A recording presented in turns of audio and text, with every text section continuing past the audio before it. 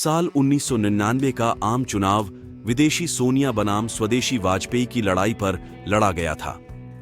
चुनाव में भारतीय जनता पार्टी को सबसे ज्यादा 182 सीटें मिली और वाजपेयी केंद्र में सरकार बनाने में कामयाब रहे।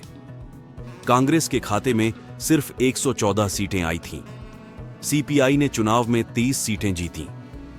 यह पहली बार था जब अटल बिहारी वाजपेयी की अगुवाई में केंद्र में किसी गैर कांग्रेसी सरकार ने 5 साल का कार्यकाल पूरा किया।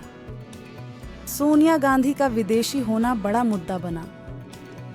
इस चुनाव में सोनिया गांधी का विदेशी होना सबसे बड़ा मुद्दा बनकर उभरा।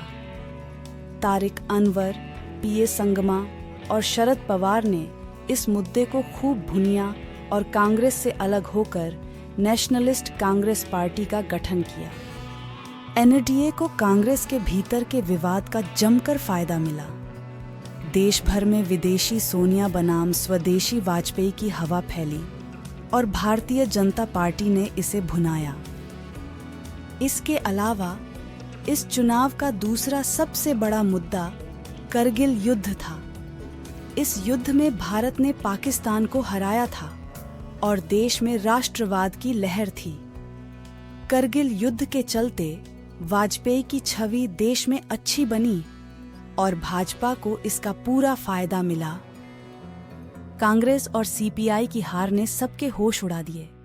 इससे पहले अटल बिहारी वाजपेयी की सरकार सिर्फ 13 महीने ही चली थी और एआईएडीएमके के समर्थन वापस लेने से सरकार गिर गई थी।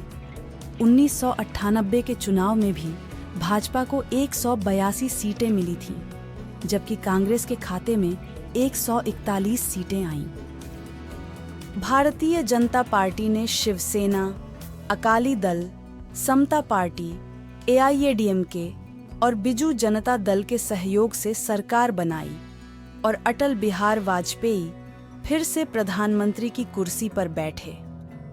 लेकिन 1999 में वाजपेयी सरकार ने 5 साल का कार्यकाल पूरा किया।